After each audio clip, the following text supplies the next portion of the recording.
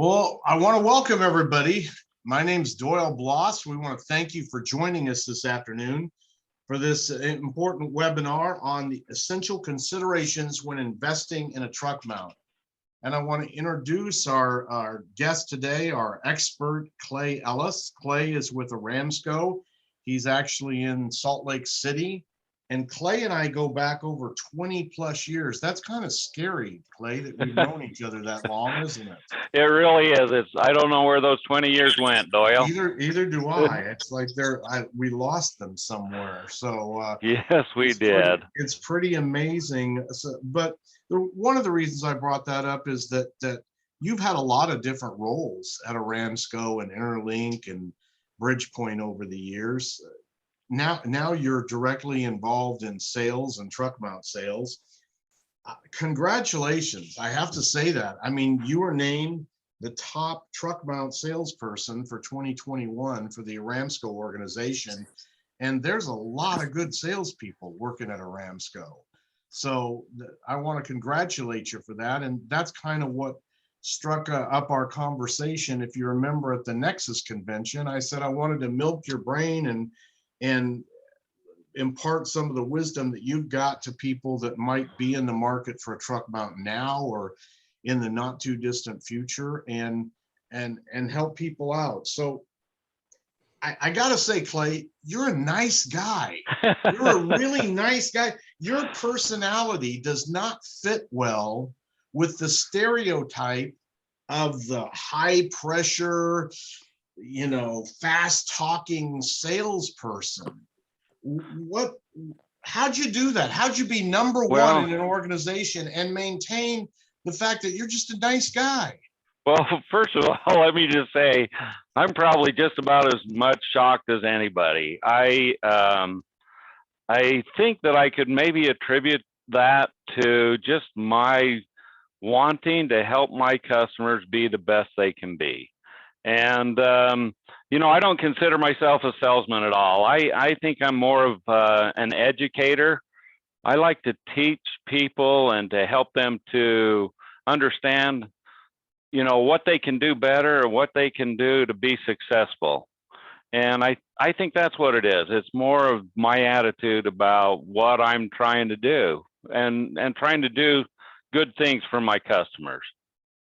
Well, I think that says a lot, because one of the purposes of the salesperson is to help their customer identify products or services that are going to help them be more profitable. And I think truck mounts can certainly do that when they're used properly in a cleaning or restoration company. At Nexus, we talked about a little bit that these are some challenging times in our industry. And I kind of wanted to deal with the elephant in the room right off the bat when it comes to that. If people are watching this webinar live or listening to the recording, they may not even be aware of it right now. But if you try to buy a truck mount from either of the major manufacturers right now, there's a really good chance you're going to end up on a waiting list. And sometimes that waiting list is months.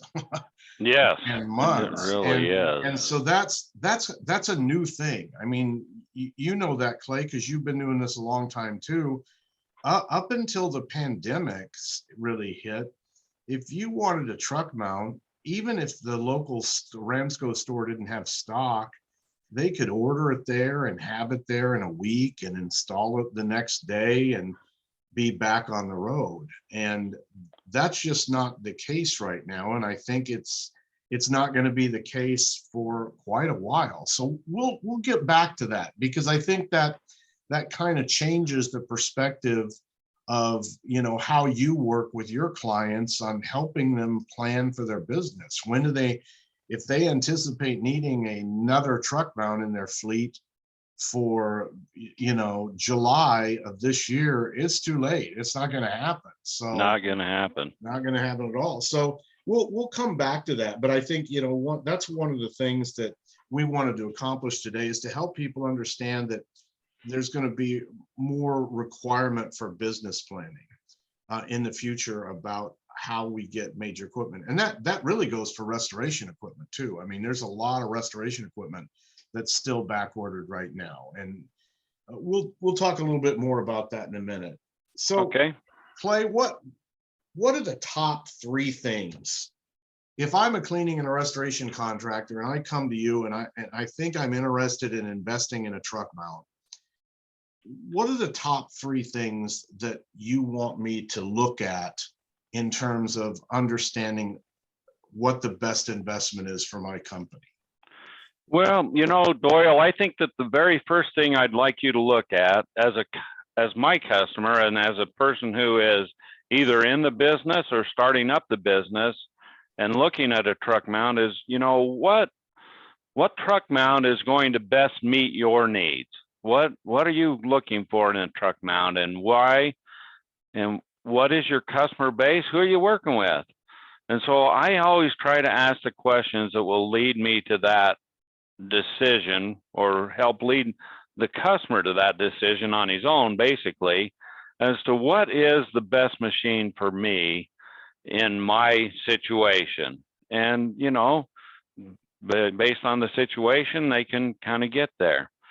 The next thing I think that they need to look at is, what is the right reliability of the equipment? You want to buy a good, reliable piece of equipment, something that's going to last you for years and years, even if you're going to trade it off in a couple of years according to your business plan. But you want to have something that's going to maintain some value and be real reliable for you out there on the jobs. And I think that there's some really good truck mounts that meet that need now. And then I would say the third thing would be, to look and get your equipment from a good distributor that has a good service program. So if anything goes wrong with it, that you can get the support you need to get your equipment fixed and back up and running and on the road again. And, that's sort of like the salesperson at the Best Buy. They tell you how good their equipment is, and then the next thing they're saying is, you need a good warranty. Well, this equipment, a truck mount, comes with a good warranty, but you also need good support behind it. And the equipment today is so much more reliable than it has been. I love it. I love the advances of it. Well, that's 3 good points. What about a cleaning and restoration company that maybe, say, I don't want to say out in the boonies, but just you're in Salt Lake City, and Utah's a big state. Yes, it is. And I just drove through it, so I can tell people it's a big state. When the closest distributor is 3, 4, 5 hours away, is that part of that consideration on what the right truck mount is for them? Oh, for sure. That's probably when it's the most important. That's when they really need to be sure they're getting a truck mount that's going to be reliable. And also, those guys really should have a business plan for trading those truck mounts in before they get too worn out or whatever, and they start having major problems with them, and keep the right truck mount. Now, with that being said, there are truck mounts out there that can just go and go for years and years, and guys are out there using them. Our customers that are 3 and 4 or 5 hours away, they've got good, reliable truck mounts, and they have a good distributor here where we have a great service department that can support them even sometimes long distance.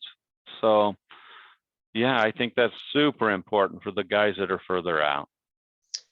Something else I wanted to ask you about, and I didn't mention this to you, so I might be catching you off guard, but using the area that you're primarily servicing in Utah as an example, it's growing like wildfire.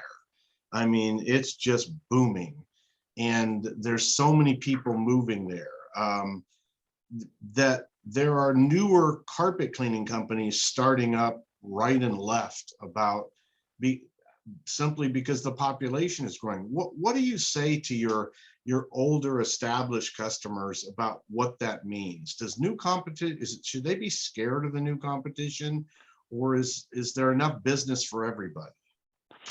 I don't think there should be anyone who is afraid of a little bit of competition. I think it helps make all of us better.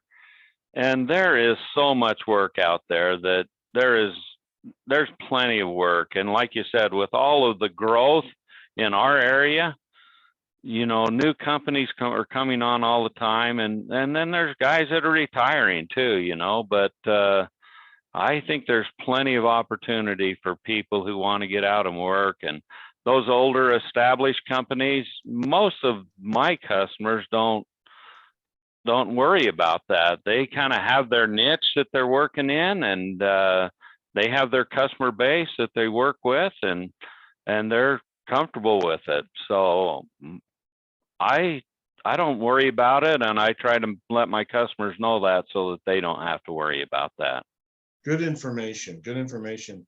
So without being too specific, what's the biggest mistake that you often see cleaning and restoration companies make when it comes to investing in a truck mount? I mean, what do they over rely on? What do you see that you wish they would have done something differently that happens repeatedly?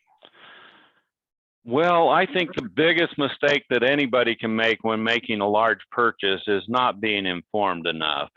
Taking a little bit of time, considering the options, making all of the right things happen in order to get the right machine and the right machine for them. If they don't take that time to do their research, and they just think, oh, I want this machine because so and so has it, or whatever the reason may be, I think that for customers coming into the business and customers that are already in the business, that's their biggest mistake. I'm used to this, so this is what I want, and there may be something better there that will meet your needs better. And I think it's important to consider all of the options. Well, I think, you and I talked about that too, because one of the things that bugs me, there's a lot of great information exchange in social media and some of the Facebook groups and other places else. But what I see repeatedly is where somebody who's got a smaller machine, like a Titan 325, and they're really happy with it and they're doing well with it, and they almost get shamed over not having a bigger machine. And that really bothers me, because not everybody needs a bigger machine.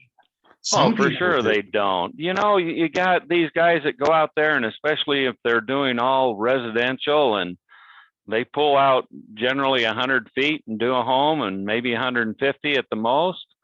They don't need a bigger machine. And you're absolutely right. There's a lot of guys that, they puff up their chest and they got to have the biggest, baddest machine out there. And you know what, as a sales guy, I'm going to tell them that I think they're making a little bit of a mistake, but I'm going to sell them the machine. You know what I mean? Yeah, I do. And that we're going to touch on that in a minute, because what do you do when somebody's pretty adamant about what they want? But on the subject of I always tell the story of, for people who remember the original Shrek movie, Shrek and Donkey are approaching the castle of the king, and Donkey says to Shrek, why does such a small king need such a huge castle? Yeah. And Shrek says it's to make up for his other shortcomings. And I think the word that even somebody's sending to us is, don't let the equipment purchase that you make be based on your ego. Don't let Tim the Toolman Taylor take over your thought process. There are those who need the biggest, baddest machine.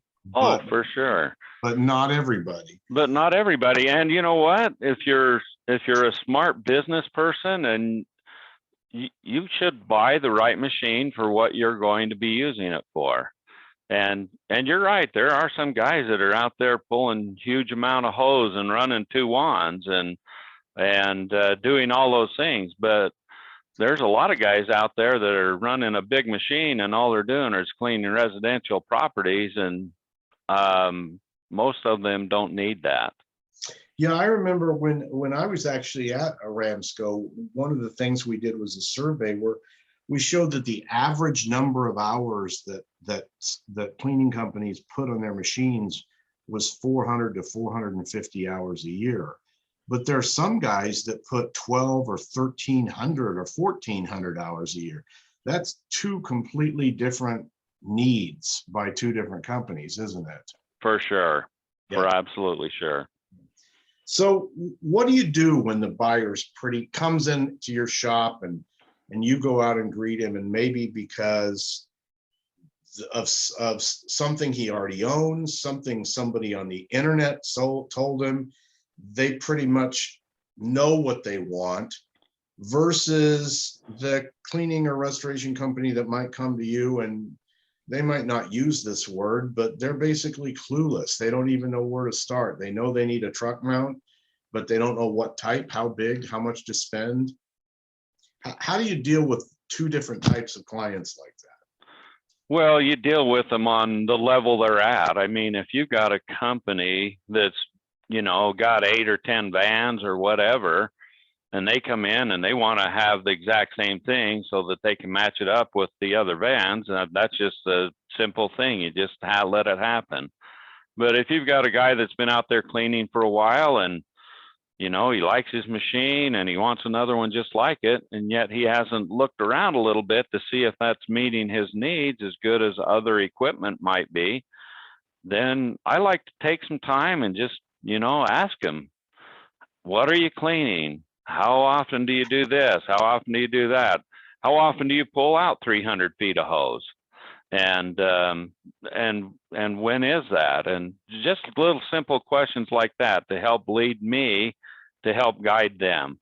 And then, I try to, with the new customers, find out what they're going to plan on doing. What are you going to do? Mostly residential? You're going to do some small commercial? You can do big commercial? What are your thoughts and plans and dreams? And just sort of make sure that they know that there are a lot of options out there that could be really good for whatever they're going to do, and a lot of choices, and just try to guide them in a way that will put the right machine in their hands at this time.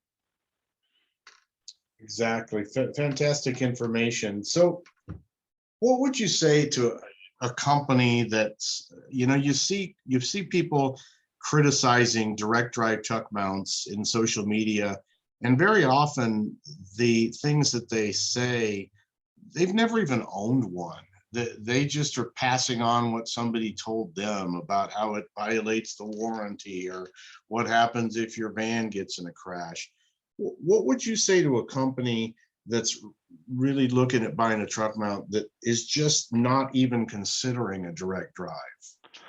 Well, first of all, if they are a company that's big enough to consider a direct drive, I like to put it out there as an option. I think the direct drive truck mounts are some of the best truck mounts there are made. And their reliability, that most of them going into that GM frame and body, the motors they have in those GM vans are so efficient and so reliable that they just go and go. And then they don't have another engine to take care of. They just have the engine in the van. And the manufacturers of the vans have approved for the machines to go in there, so they don't void any warranties. And we've had a few warranty issues with vans, and the GM's taking really good care of our customers in those circumstances. That's so good. none of those things really bother me. I just think that you get a good, reliable truck mount, and it takes up a smaller footprint in the van. I think that the direct drives are just awesome machines, and I have a lot of customers that use direct drive machines, and just absolutely love them. So, and sometimes I try to connect, somebody with a person that has one. Say, hey, give this guy a call because he's using them, and He'll tell you what he thinks. And then one other thing, they worry about it running that motor all those hours or whatever. Well, it does run that motor and extra hours, but you just account for that with your oil changes and things. And these vans are still getting, 200,000 plus miles on them, even with all the hours. So it's just not about the van. It's just about what you want. And again, man, we just sent one out the door last week. No, maybe even earlier this week. It was Tuesday. And I looked in the back of that van, and it has all that extra room in there for your stuff that you don't get with a slide in. And so I just love the direct drives for the right people. Again, they're kind of on the bigger side. So if it's somebody out there just doing residential, I don't think it's the right machine for them. But if you've got some longer runs or you want to run a dual one, man, that is a great machine. Great. So what do you see changing in the truck mount market coming in the future? I mean, do you envision that the market's going to change, that the manufacturers will need to adjust to things that are happening? Well, I think there's going to be a couple of things. Obviously the manufacturers right now are dealing with all these supply chain issues. And so as a salesperson, I need to remember to, keep my customers ahead of that. If they want a truck mount this year, I'm telling them they better order it right now, and maybe it's too late even now. But as far as improvements on the truck mounts over in the coming years, I think the truck mount manufacturers, especially of the slide-ins, are going to have to make some adjustments. I really think that more states were going to be going with California emission standards. I don't know that. I'm just guessing. It's happened with everything else, VOC laws and everything else. Everybody's following California, and I kind of think that will happen, which will inevitably lead to the truck mount manufacturers having to meet those standards somehow. For those of our listeners who might not be familiar with what you're talking about, in California, they have an organization called the CARB, the California Air Resource Board, that requires that engines used in California, whether it be on a truck mount, a generator, a pressure washer, you name it, has to meet certain emission standards. And those standards are becoming tighter and tighter. Right now, most of the bigger truck mounts are not approved for California. And in 2025, they're even dropping the horsepower down even farther, where they're regulating gasoline engines. So that certainly is going to impact the industry. What do you think? I got a question the other day from a guy who said, "Are we going to put are we working on an electric the new electric vans to go with our CDSX drive system?" And my response to him was basically, it's certainly something that we have to consider. At the same time, if not that many people are going to buy electric vans, you can't invest tons of money into researching that. Do you think the electric vans are going to become more popular in the future? Oh, yeah, I do, but I think it's still some years out. And I kind of agree with what you just said. It'd be probably not wise for a truck mount manufacturer to invest a lot into that right now. And boy, that's going to take some engineering when it happens, because how do you store that much energy to run a truck mount for that amount of time? And I mean, obviously, if they can run a car on an electric deal, we can certainly run a truck mount. But I think it's going to take some time before we need to worry about stuff like that. And I think, I think Steve's throwing in the thought about affordability, and I think that certainly is one of the biggest issues. latest information that we have is that GMC is going up as much as 14% on the 2023 models of gasoline vans. So if they're going to be in the $45,000 to $55,000 range, I would imagine the electric vans are going to be, you know, a lot more than that.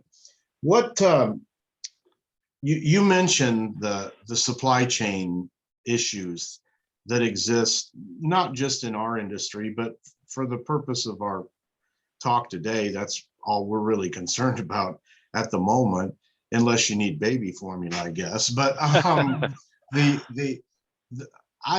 and I, we've talked about this. I've been in the industry for 43 years, and I've never, ever seen anything that's even remotely close to what we're dealing with now.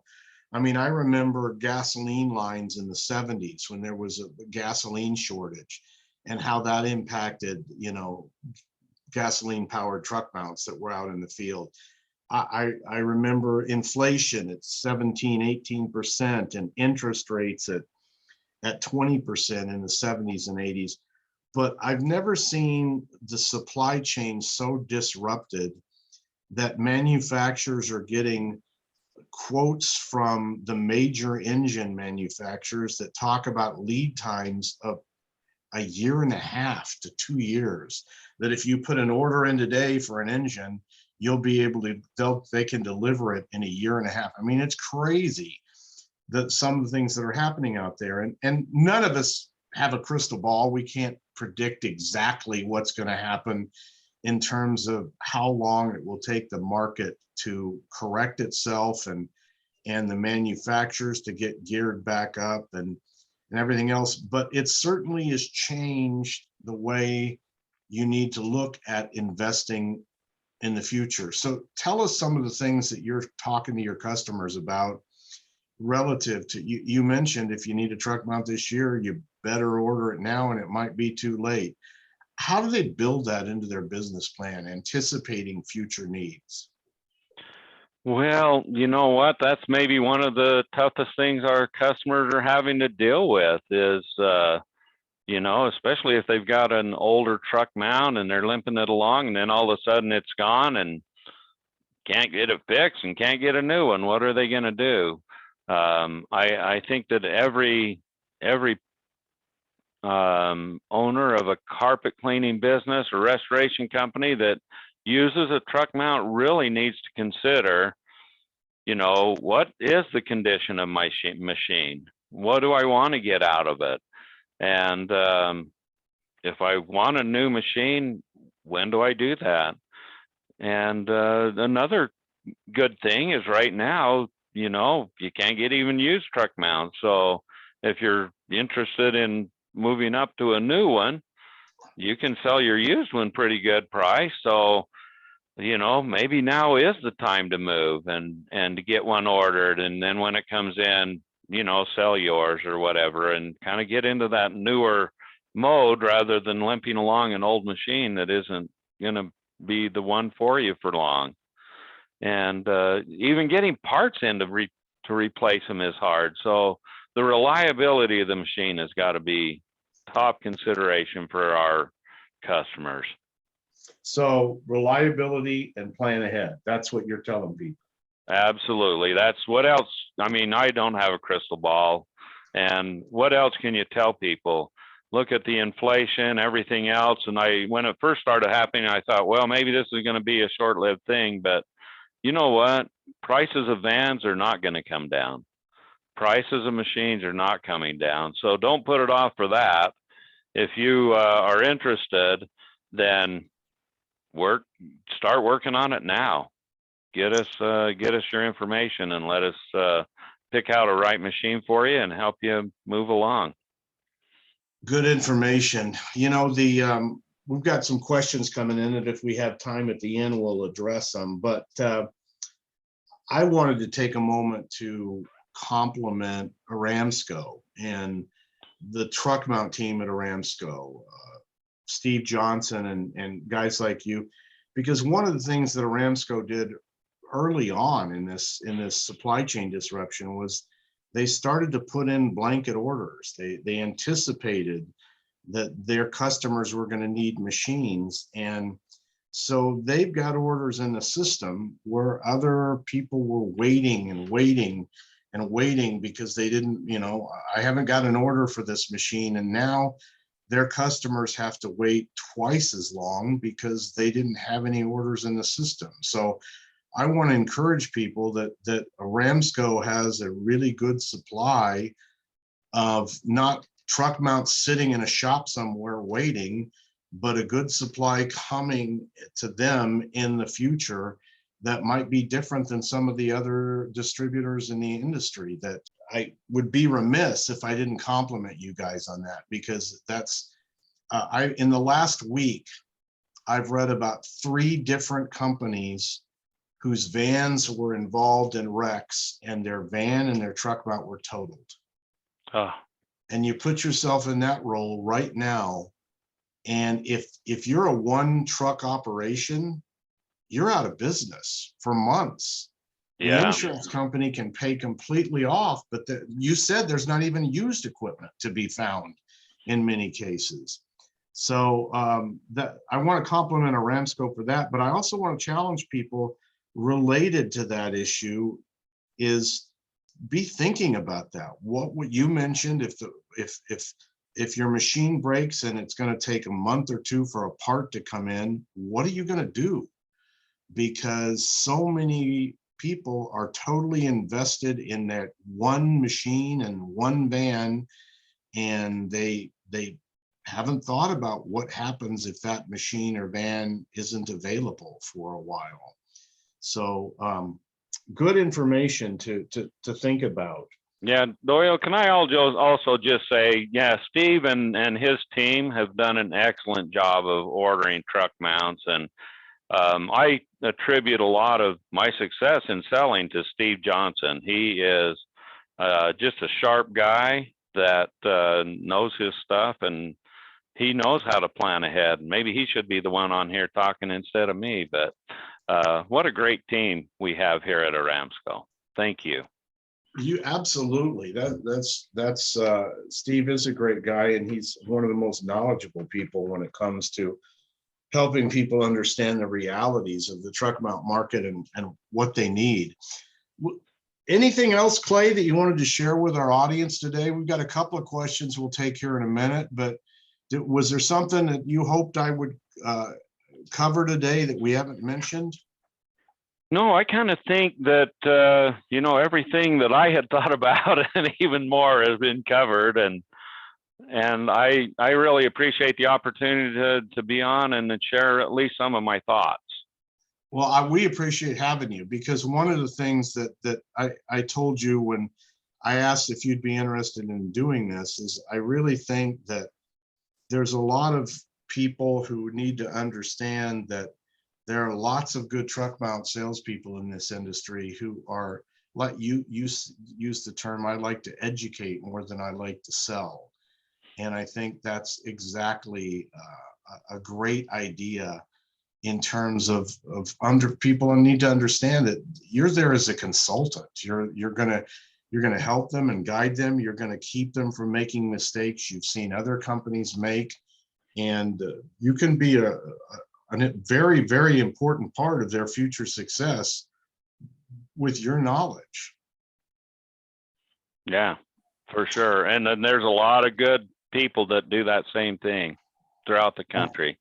All right, so we did get a question about, and this is a great question,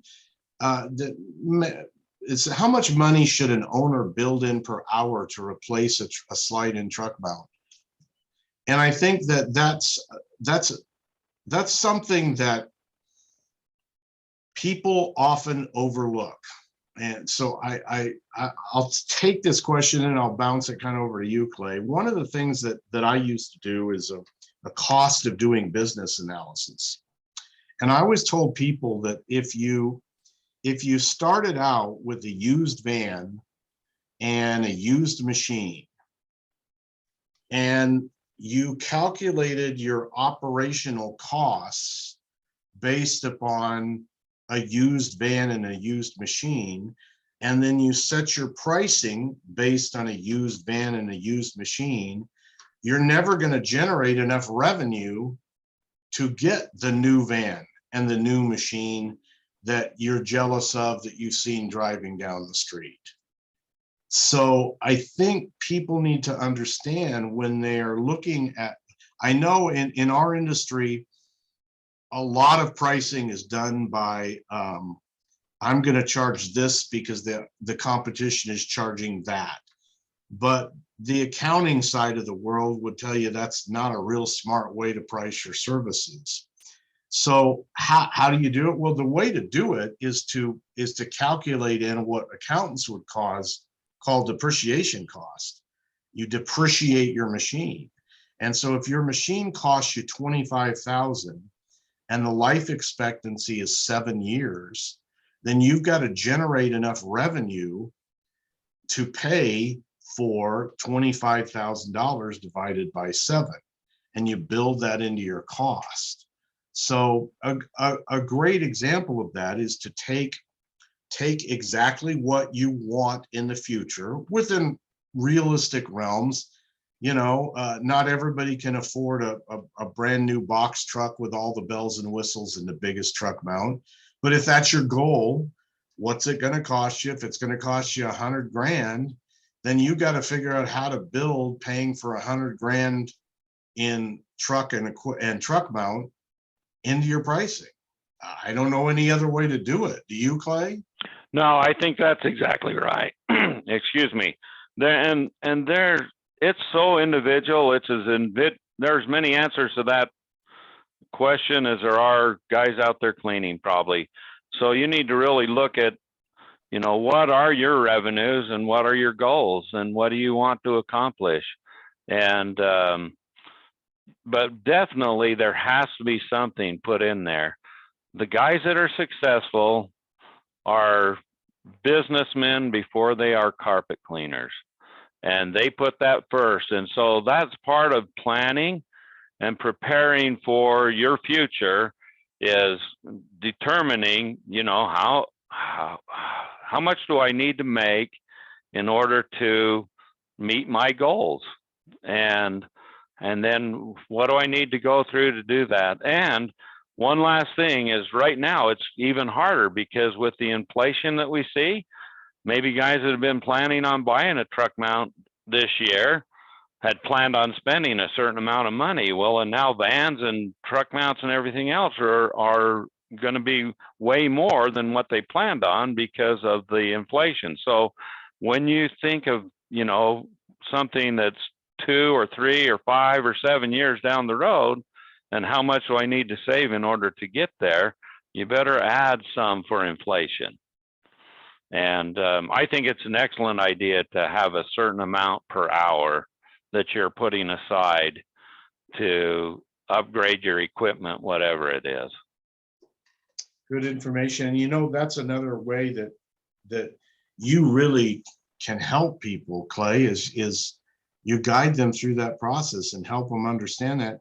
And not only that, financing. I mean, there's a lot of people who make mistakes because just because you can get something financed doesn't mean, you know, financing is a big part of this. And sometimes I think that people need to guidance on, you know, what's the right kind of finance package, how long, you know, how much down, financing versus leasing, all that plays into it. And you've got a cadre of weapons that you can bring to the table to help people understand what the options are there, don't you? Yeah, there are a lot of options, and I do think people really make mistakes with financing. Sometimes they finance when they shouldn't, and sometimes they don't finance when they should. You know, there's kind of and it's, again, all individual based on where you're at. But if you need to have a certain amount of money set aside for operational costs, and so if you don't do that and then you don't finance and now you're all out of cash flow, you know, that's not a good place to be, and neither is over financing, getting way too deep. So yeah, I totally agree with that. Well, a couple of our listeners have made a couple suggestions that I'll just throw out there. They talk, one talks about holding back or keeping back 3% of revenue as a way to help grow the business and be able to afford. The other is mentioning a $12 per running machine hour per cleaning unit. And I think that's another good way to say that. So it's one of the things that people have a tendency to forget is that a truck mount's only earning money when it's on. So one of the ways to really look at how much your truck mount's costing you and how much you need to set aside to replace it is look at that hour gauge occasionally and pay attention, because that's the hour gauge is the best way to quickly understand how much revenue generation that truck mount can do. And I guess the final thing, Clay, is our industry's changed so much in just the 20 plus years you and I have known each other, in the types of floors that are out there. I was digging through some things that Mike Palmer wrote in 1972 about truck mounts. And one of the big signs he said is that he called it the Baron. That was one of our original truck mounts, the Baron truck mounted cleaning plant. There was absolutely no mention in the ad of carpet. And I thought to myself, somewhere along the lines, we kind of lost touch with the fact that a truck mount does a lot more than clean carpet.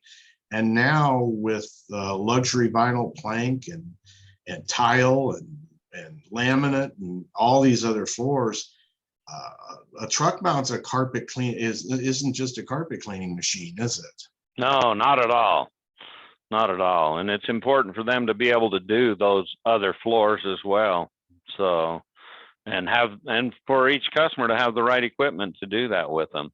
Yep. And right Absolutely. tools. And right yeah, tools. the right tools. Yeah. Yep. Well, Clay, I can't tell you how much I appreciate you taking time out of your incredibly busy schedule. Who knows, there's somebody in your voicemail that was going to buy 3 truck mounts if you'd answered the phone today. And and so hopefully I could get you off of here and you can call them back and get that order in. So thank you so much for joining us today. And is there anything you'd like to say to our listeners that might be listening to this in a recording, say 6 months from now, wisdom about buying a truck mount that can really help them? I don't have anything else more to say than I think what's been said, but I will just say one thing, that, right now, with all the way the inflation is, now is the time to really be reviewing how much you're making with your truck mount and, upping your prices, because your costs are all going up. And I tell my customers that I talk to on a daily basis, hey, we're charging more. We have to, because we're being charged more, and you need to as well. So this is a great time to really take a look at your business plan and to add that extra money in for buying a machine when it's time, and to really, really work on your business plan and make sure that you're earning the money that you need to be successful and keep moving forward. That's great advice, Clay. Great advice. And I guess one last thing I wanted to say is like I mentioned, there's a lot of good truck mount salespeople in the Aramsco organization. So you're going to have to stay on your toes if you want to get that award again, aren't you? For sure. All right, Clay, thank you so much for joining us today. And I appreciate your time and appreciate those who listened in live so that they could put some of this information to use immediately.